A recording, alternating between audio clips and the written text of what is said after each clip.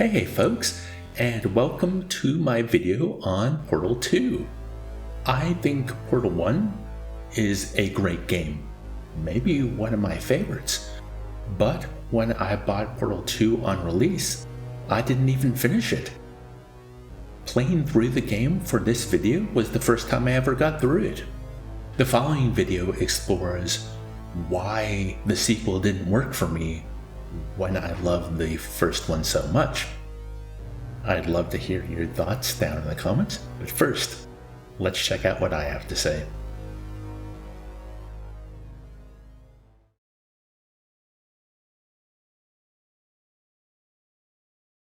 When I think of Portal 2, I think of Borderlands 2.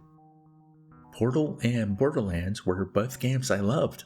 They were fun mechanical experiences with striking art direction that was improved by a sprinkling of comedy. I feel both sequels responded strongly to the audience's love of these comedic elements until what was the side attraction in the first game became the focus of these sequels, pushing the original focus, the fun and compelling gameplay, to the side. Portal was a game about surviving through test chambers by traversing space in a new and novel way. As we solved puzzles with the portal gun, the menace of GLaDOS was offset by the humorous writing and absurd elements, like the meek apologetic turrets or the companion cube. Despite this, there was a sense of danger and unease as the player escaped into the backrooms and eventually defeated the malevolent AI. The reveal of Cake and Still Alive at the end was the cherry on top of this delicious gaming treat.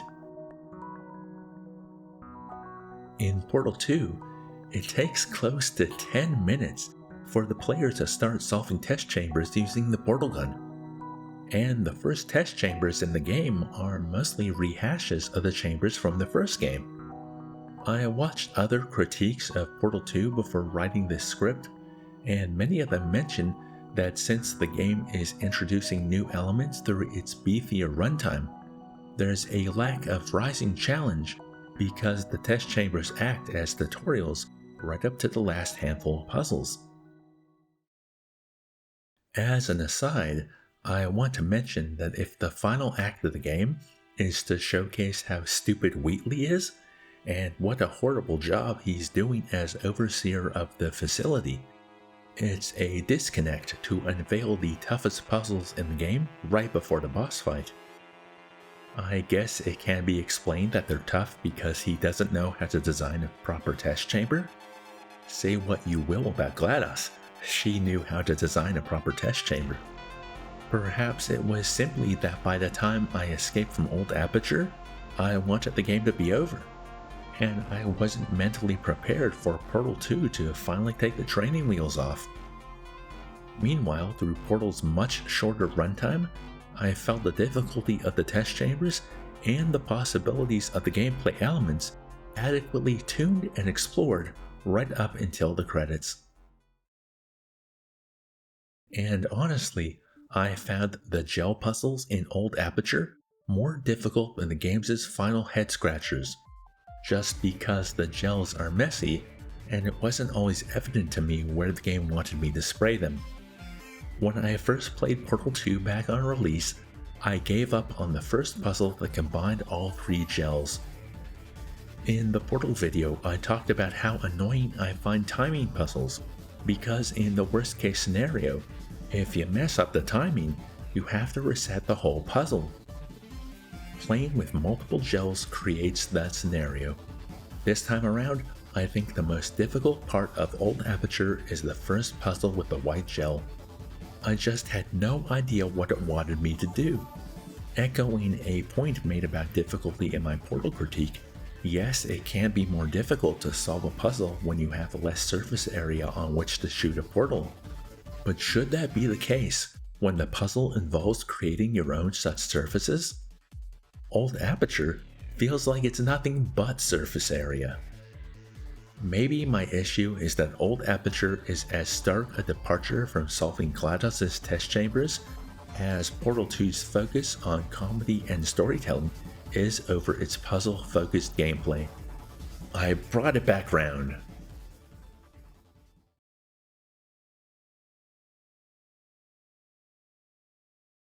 I want to be clear that I don't think Portal 2 is unfunny. My main criticism is the focus on quips and barbs over the puzzle solving. That's not to say the comedy worked for me. Wheatley can be exasperating with its Stephen Merchant-esque stammering. GLaDOS's petty jabs at Chell quickly wore out their welcome, and I found Cave Johnson's shtick of gung-ho capital S science rather boring.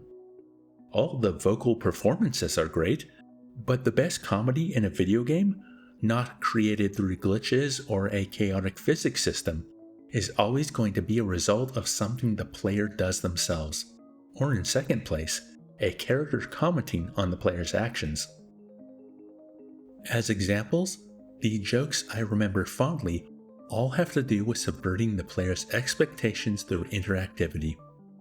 Like at the start of the game, when Wheatley wants you to speak, the game tells you to press the spacebar, and you jump, causing concern for Chell suffering possible brain damage from being in stasis for so long. I like Wheatley asking you to catch him as he falls, as it's impossible to do, or even when he asks you to turn around, cause he doesn't want anyone watching while he's hacking. You'll notice all these jokes are from pretty early on in the game. I think the humor landed better when the game was in its first few hours. The only memorable part of Old Aperture for me was the subversion of the giant vault door slowly opening, only for it to lead to a room with a normal door. All that build-up for nothing. It's the only time in the game I enjoyed having to wait around while something happened, but I'll discuss that a little later. And I feel I need to say that there were lines of dialogue that made me laugh. Portal 2 can be a funny game, but the issue, as I stated earlier, is that it feels like comedy was its focus, and if that's the case, that I can't actually remember most of the writing, only the interactive jokes, doesn't speak too highly of its success. It's said that brevity is the soul of wit. I'm sorry to harp on about game length in yet another video, but maybe if Portal 2's runtime was closer to Portal, I'd fondly remember more of the jokes or think better of the puzzles. As it stands, it feels like there are good ideas in this game, but they were stretched far too thin. Like a theme park ride that breaks down in the middle of a musical number.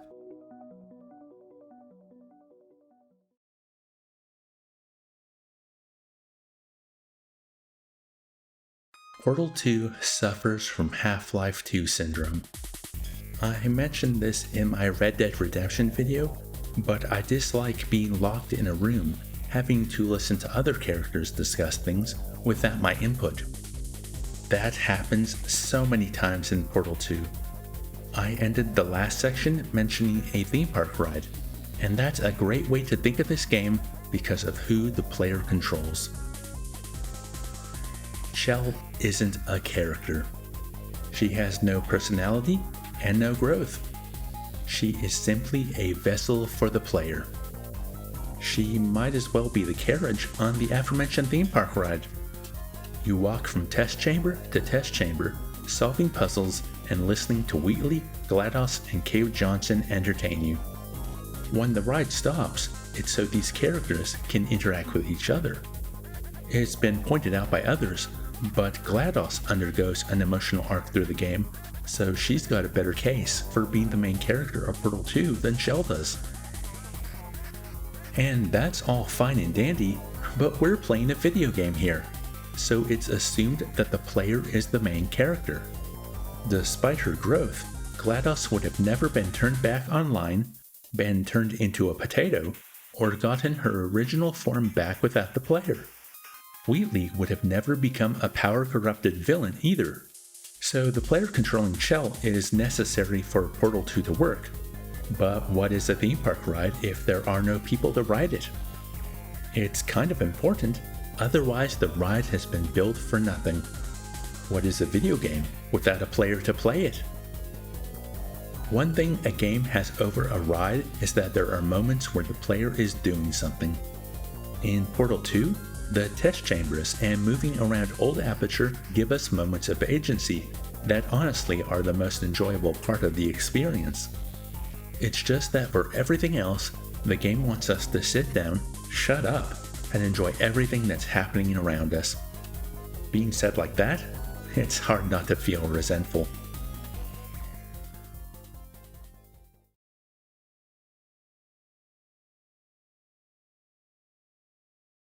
It's these reasons why I didn't enjoy Portal 2.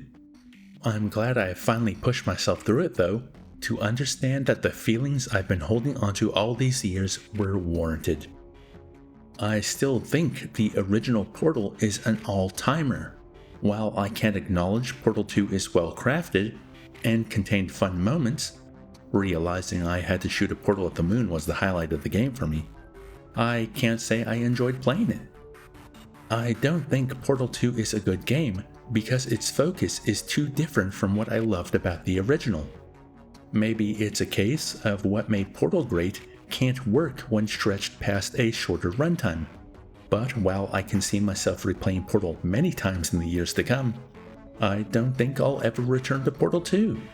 Thanks for watching. And that's it for another video.